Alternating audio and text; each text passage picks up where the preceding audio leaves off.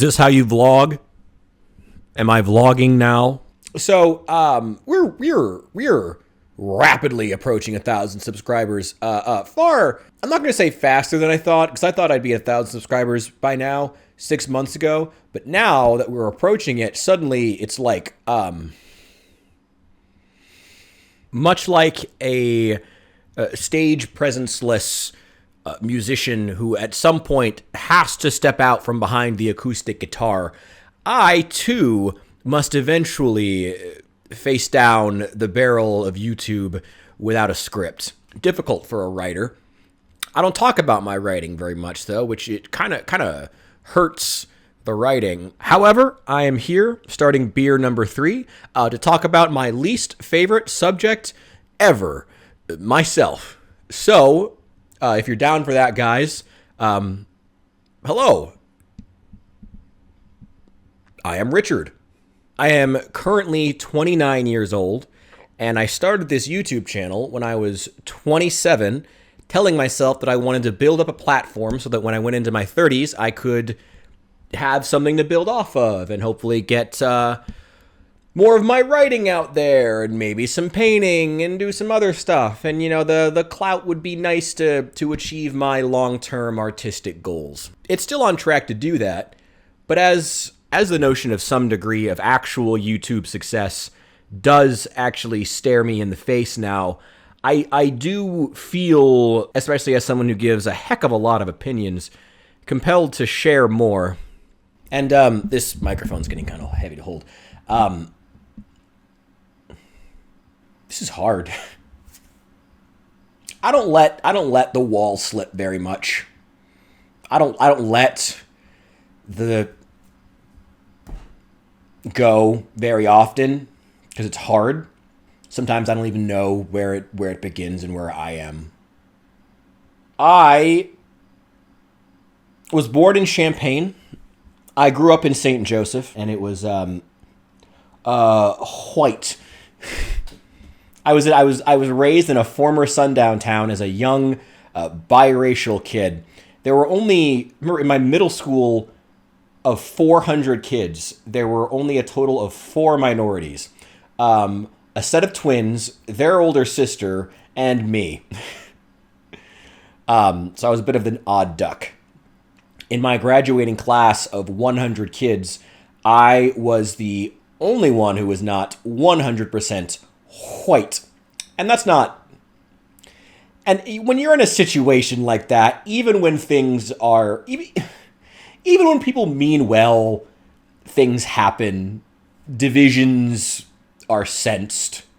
And that's not their fault, it just was. But then, in 8th grade, I was accepted into the University Laboratory High School, which is essentially some weird experimental school where they send the professors' kids attached to the University of Illinois. So I went from a small, all-white, hyper-conservative, like real Bush-touting, pro-Iraq War, Republican, small-town Illinois, to a school full of professors' kids that was about 30% Asian. And it was a culture shock. But I learned a lot.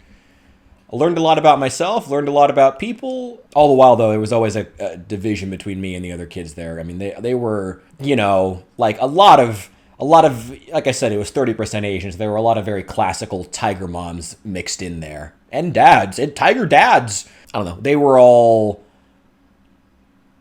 I've got to speak 6 languages and I've got to take advanced calculus in you know, sophomore year of high school, and they all played the fucking violin. And I was just this kid with a struggling single mom. You know, I went home at night and had a very different experience compared to a lot of them. My mom, I had a single mother growing up, and it's an interesting little situation where, you know, sometimes you grow up and you hold a lot of anger toward people for the things that they did to you, but you sort of have to just look back on it and think that, you know, people did their best with what they could. They did the best that could have been expected of them in that situation. And that's how I see my mother. She had a lot of issues of her own that she was working through, which she unfortunately took out on the nearest guy who looked like my dad. So she was a big fan of Gilmore Girls. She would talk to anyone who would listen about how she wanted to have this incredible mother-daughter relationship with my sister, where they were just like Lorelai and Rory, and they were inseparable, and they went everywhere together, and they dressed like each other, and that was all she wanted. My sister had mixed feelings, and I, meanwhile, was the awkward third wheel stapled onto the family, which was fun. Where's that beer? I despise trauma dumping, so I'm not going to do too much, get too much into it. It sucks to have to look back on a shitty situation and think, yeah, that was probably your best. About when I was 17, my mom left. Spent my last semester of senior year of high school couch surfing, going where I could. Sold some stuff, made it work. Got to do what you got to do. I remember, I still kind of feel bad about this. Not really. There was this girl in high school. She was, she had the classic tiger mom, Chinese family. I remember just one time she looks at me and she's like, starts off on this rant, is like, I just found out my family can't fully pay for my college, and like I'm gonna have all this debt and it's gonna be horrible. And I was like, oh man, that sucks. I don't have parents. She just melted. Oh, laugh through the pain. Oh, what a time. But I'm here now. I'm 29. And if I'm being entirely honest, I did not expect to live this long. But I'm here with some very interesting political opinions that I love to share on this channel, as well as some cool miniatures, which is probably what most of you are here for. I'm betting a lot of you wish I would just do more of that. Sorry. I would run out of content in about 5 minutes if I just did Warhammer stuff. So where was I on this story? I was 17, was alone, slept on couches, do what you got to do. I did about 2 weeks at the community college, but it was just not going to happen. I was not in the state of mind to do more school. And then over time, throughout my 20s, I was just sort of like, I wanted to be a writer. And yeah, everyone around me kept saying, oh, you have to go to school. And I was like, what am I going to learn? And they were like, nothing. It's about networking. And I was like, fuck you. Fuck you. If I have to kiss the ring and kiss ass in order to get discovered, go fuck yourself. The world can be deprived of good books. If that's what it takes for good books to get published, go fuck yourself. You want to have good artists? Don't do shit like that. I remember I was 17 when I started writing. Well, it was not my first book. My first novel, Blood and Neon. The formatting is terrible. Finished it when I was 19, as one would expect. And it is rife with all of the supercharged racial elements you would expect from that little biracial kid who grew up in a sundown town. Also, how badass is this cover? I got this on Fiverr. I had to really spend a lot of time working with the artist to get it right, but man, did they deliver. If you ever happen to see this, by the way, get back in contact with me. I would like to talk sequel, or maybe other just future projects, like seriously, and I hope you're doing well. But yeah, I was writing. My first job when I was 18, I was working in a Jimmy John's. I used to walk 4 miles to get home on Sunday nights because the buses weren't running, because I got off work at 4 a.m. because I would work the graveyard shift. I would work 10 p.m. To 4 a.m. because it's college town, of course, University of Illinois here. So I would, while all my friends, the professors' kids, were in college, I was working graveyard shift on campus. The bars all closed at 2 a.m., so there was a big rush between 2 and 3, and then we had to kick out all the drunk college students, which I'll admit was kind of fun. I worked there for a couple of years, but I always, I was always deep into the starving artist lifestyle. I always knew that, the 9 to 5 wasn't wasn't long term, you know? I certainly didn't think that it would be until I was 29, or it could continue longer. This channel might not take off, and I could be I could be working 9 to 5s for quite a bit longer, and that's okay. That's okay. It's okay, Rich. It's okay. There's nothing wrong with a 9 to 5. Yeah, I worked at Jimmy John's for a long time doing, just making fucking sandwiches at 2 in the morning. And I liked the graveyard shift because management didn't really come around or talk to me very much. I got a lot of good stories out of that. It was fun. My favorite painting is Nighthawks. Part of the reason is that I have really fond memories of those, 4 a.m., going to the diner with the guys after work. I could barely afford that cheeseburger I was eating, but God, were those good times.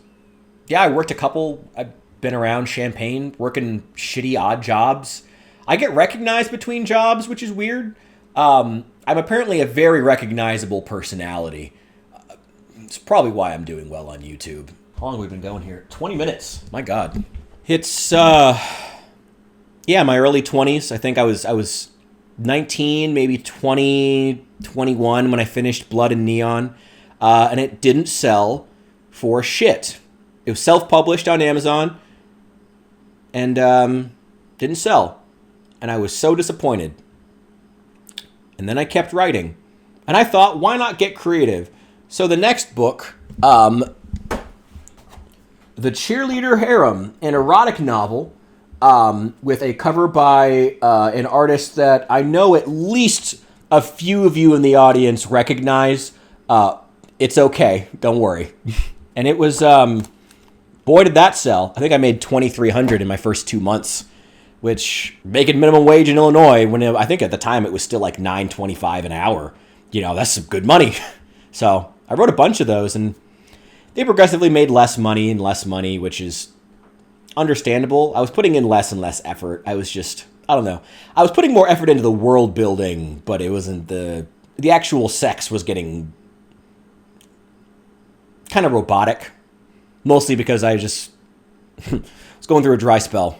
Relationships were, oh God, that's a can of worms. I think relationship history will have to be just its own video. I spent a lot of my 20s as living the starving artist lifestyle. And the funny thing is, as a lot of my friends who I was so jealous of who went to college have been kind of floundering in the past few years, figuring out what to do with themselves, as the lack of structure that comes from school has really thrown them. Or they just stay in school forever and keep racking up student debt. I don't know. I feel like I'm going from strength to strength, and that feels really weird. Guess that's the imposter syndrome rearing its ugly head.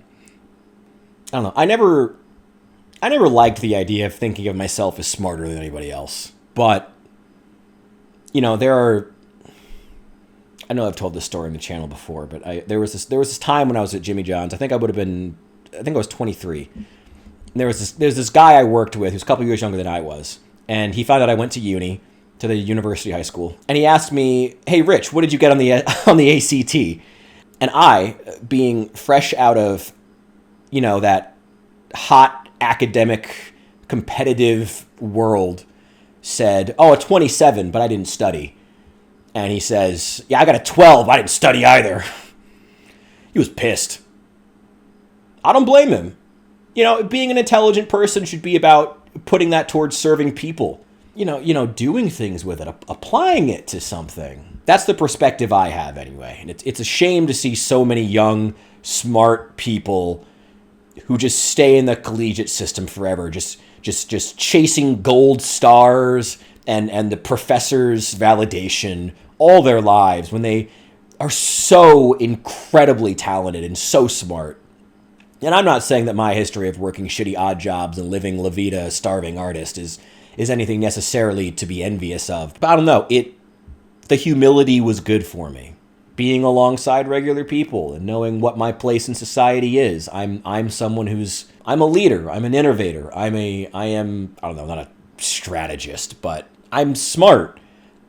I'm here to fill a role. I'm in a society. I'm here to help people. That's my thing. I'm a problem solver and an artist and a writer who wants to write about the things I know about, yes, race and politics and things that I'm interested in, and hopefully help add perspectives into the world, and hopefully, I don't know, add something to it.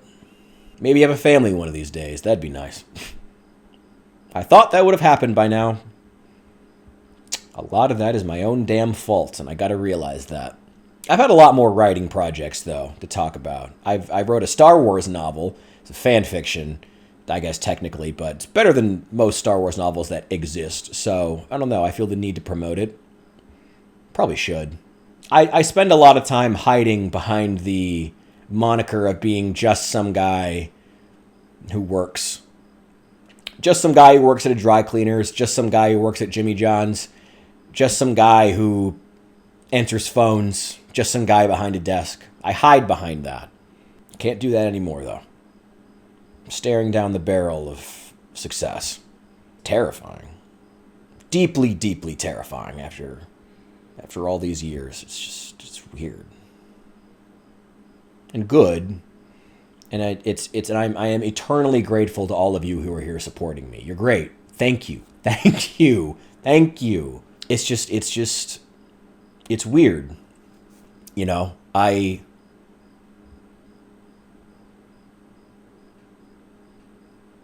I didn't expect to live this long. But here I am, doing good things and trying to maybe help people along the way. Anyway, I am at 27 minutes of footage here.